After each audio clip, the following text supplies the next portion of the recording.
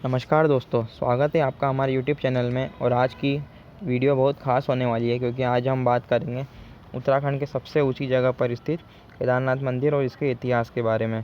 दोस्तों, केदारनाथ मंदिर समुद्र तल से लगभग 3600 मीटर की ऊंचाई पर स्थित है। पिछले कई हज़ारों सालों से खड़े इस मंदिर का निर्माण पांडवों ने करवाया था, ऐसी मान्यता है। और ऐसा माना जाता है कि 8th सेंचुरी AD में महान जगत गुरु शंकराचार्य ने इसका रेनोवेशन करवाया है। सैकड़ों वर्ष पूर्व जहाँ टेक्नोलॉजी का नामो निशान नहीं था, उसके बावजूद इसका आर्किटेक्चर आज के साइंस को भी चौंका देता है। इस मंदिर के निर्माण में इंटरलॉकिंग टेक्निक का इस्तेमाल किया गया है। दोस्तों, ऋषिकेश रेलवे स्टेशन से 210 किलोमीटर की दूरी पर बसे इस धाम का पहुँच मार्ग भी लाख कठिनाइयों से भरा है। और इस पवित्र धाम के दर्शन आम लोगों के लिए सिर्फ 6 महीने ही खुले रहते हैं। ऐसी मान्यता है कि 6 महीने यक्ष और गंधर्व बाबा भोलेनाथ की पूजा करते हैं। ये मंदिर इतना प्राचीन है कि इसका जिक्र हमारी पुराणों में भी देखने को मिलता है, जैसे स्कंद पुराण, वायु पुराण, केदारकल्प, केदारखंड जैसी महान पुराणों में इसका जिक्र होता है। केदारनाथ मंदिर के इतिहास को लेकर कई सारी कहानियाँ प्रचलन में हैं, लेकिन सबसे ज़्यादा प्रसिद्ध और माने जाने वाली कथा पांडवों से जुड़ी है। ऐसा माना जाता है कि महाभारत में युद्ध करने और जीतने के बाद पांडवों को अपने कृत्य पर काफ़ी अफसोस हुआ, क्योंकि युद्ध में उन्होंने अपने गुरु, भाई, पिता और अन्य लोगों की हत्या करनी पड़ी। और इसकी के चलते पांचों पांडव भाई और द्रौपदी श्री कृष्ण के पास पहुँचे और अपने गिल्ट के बारे में बताया। और भगवान श्री कृष्ण ने उन्हें बताया कि उन्हें गोत्र और ब्राह्मण हत्या का दोष लगा है और इससे उभरने और स्वर्ग में जाने के लिए उन्हें इसका प्रायश्चित करना पड़ेगा। और इसका उपाय बताते हुए भगवान श्री कृष्ण ने कहा कि देवों का देव महादेव ही उन्हें इस पाप से मुक्ति दिलवा सकते हैं। और भगवान श्री कृष्ण को अच्छे से पता था कि भगवान शिव केदारनाथ में विराजमान है और बर्फ़ में उनका ज्योतिर्लिंग छिपा हुआ है, और इसी ज्योतिर्लिंग के दर्शन करने की सलाह भगवान ने पांडवों को दी। इसी शिवलिंग की तलाश में सभी पांडव केदारनाथ की ओर चल पड़े। इसी तलाश में पांडव कई दिनों तक भटकते रहे और हर जगह उन्हें सिर्फ बर्फ़ ही बर्फ़ दिखाई देती थी। महादेव को ढूंढते हुए वो काफ़ी थक चुके थे। थके हारे पांडव भटकते हुए गुप्त काशी पहुँचे। लकीली उस वक्त वहाँ भगवान शिव और पार्वती माता आराम कर रहे थे, लेकिन अपने ही भाइयों और गुरु की हत्या करने के कारण भगवान शिव उनसे काफ़ी नाराज़ थे।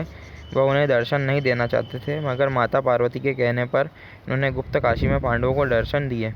और इसी क्रम में पार्वती माता ने उन्हें आगे का रास्ता दिखाया, जिससे वह शिव को प्राप्त कर सकें, और उसी मार्ग पर पांडव चल पड़े। रास्ते में उन्हें एक भैंसों का झुंड दिखाई दिया।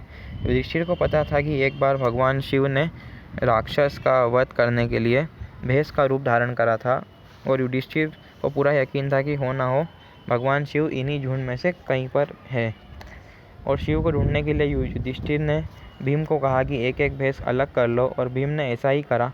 भीम ने सारी भैंसों को अपने पैरों के बीच में से गुजरने के लिए कहा, मगर आखिरी में एक भैंस ज़ोर से ज़मीन पर सर रगड़ने लगी और ज़मीन के अंदर जाने लगी। भीम की लाख कोशिश के बावजूद भी वह भैंस बाहर नहीं आ पाई और सारे पांडव थक हार कर बैठ गए। इसी दृढ़ आस्था को देखकर भगवान शिव ने उन्हें दर्शन देकर पाप मुक्त करा। और इसी घटना के दौरान भैंस रूप धारण करने वाले भगवान शिव का सिर्फ पिछला हिस्सा ज़मीन के बाहर आ सका। इसलिए केदारनाथ मंदिर शिव जी की इसी रूप में पूजा की जाती है, और उनके बाकी शरीर के हिस्से अलग अलग जगह निकले थे, और जहाँ भी ये हिस्से निकले उन्हें पंच केदार कहा जाता है। पांडवों ने ही केदारनाथ में मंदिर बनवाया और भगवान की पूजा करी। दोस्तों, केदारनाथ धाम के दरवाजे अक्षय तृतीया के दिन खुलते हैं और ठीक 6 माह बाद भाई दूज पर बंद कर दिए जाते हैं। भगवान की पूजा बड़े विधि विधान से करी जाती है। सबसे पहले सुबह जल चढ़ाया जाता है, उसके बाद घी का लेप लगाया जाता है, फिर भगवान की आरती होती है और शाम को श्रृंगार किया जाता है। केदारनाथ के कपाट बंद होने पर भगवान शिव की पंचमुखी चांदी मूर्ति को उखीमठ के ओंकारेश्वर मंदिर में ले जाया जाता है, जहां अगले 6 महीने तक उसकी पूजा की जाती है। केदारनाथ मंदिर के मुख्य पुजारी को रावल कहा जाता है, जो कर्नाटक से आते हैं। शिवजी के सेनापति वीरभद्र को आज भैरवनाथ के नाम से जाना जाता है, जो कि भगवान के गुस्से से जन्मे हैं और भगवान का ही रूप है। 10th सेंचुरी तक केदारनाथ एक प्रसिद्ध तीर्थ स्थल बन चुका था और दूसरे तीर्थों से भी जुड़ चुका था, और कई राजा दर्शन कर चुके थे। 13th सेंचुरी के बाद से ही केदारनाथ कई राजाओं और आम लोगों के लिए तीर्थ स्थल बन चुका था। इस क्षेत्र का रिमोट एरिया में होने की वजह से डेवलपमेंट काफ़ी धीरे हुआ है। ऐसा माना जाता है कि इस क्षेत्र को नया रूप शंकराचार्य के काल में मिला है। नॉर्थ इंडिया से तिब्बत जाने के लिए बद्रीनाथ मार्ग का उपयोग किया जाता था, क्योंकि ये एक ट्रेड रूट हुआ करता था उस समय।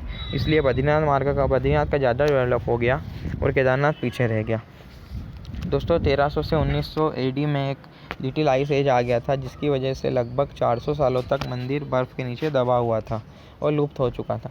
लेकिन इसके बावजूद मंदिर को कुछ भी नहीं हुआ। इसका निर्माण कुछ इस तरह हुआ है कि सालों और सदियों से कई प्राकृतिक आपदाएं आई, मगर इस मंदिर का बाल भी बांका नहीं कर पाई।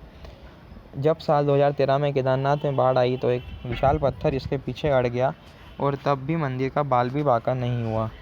और आज भी यह मंदिर की रक्षा कर रहा है, जिसे भीमशिला के नाम से आज जाना जाता है। आपने अब तक जाना कि केदारनाथ का निर्माण किस तरह हुआ, यह कितना दुर्लभ था और अविश्वसनीय था, और इसका इतिहास कितना स्वर्णिम रहा है। ऐसे कई और राज आज भी सामने नहीं आए और केदारनाथ आज भी राजों से भरा है। और दोस्तों, इसी के साथ आज का ये इन्फॉर्मेटिव वीडियो यही समाप्त करते हैं। अगर आपको ये वीडियो इन्फॉर्मेटिव लगा और कुछ नया सीखने को मिला हो तो चैनल को सब्सक्राइब जरूर करें, वीडियो को लाइक करें और अपने विचार केदारनाथ धाम के बारे में कमेंट सेक्शन में ज़रूर बताएं। धन्यवाद। मिलते हैं आपसे अगली वीडियो में।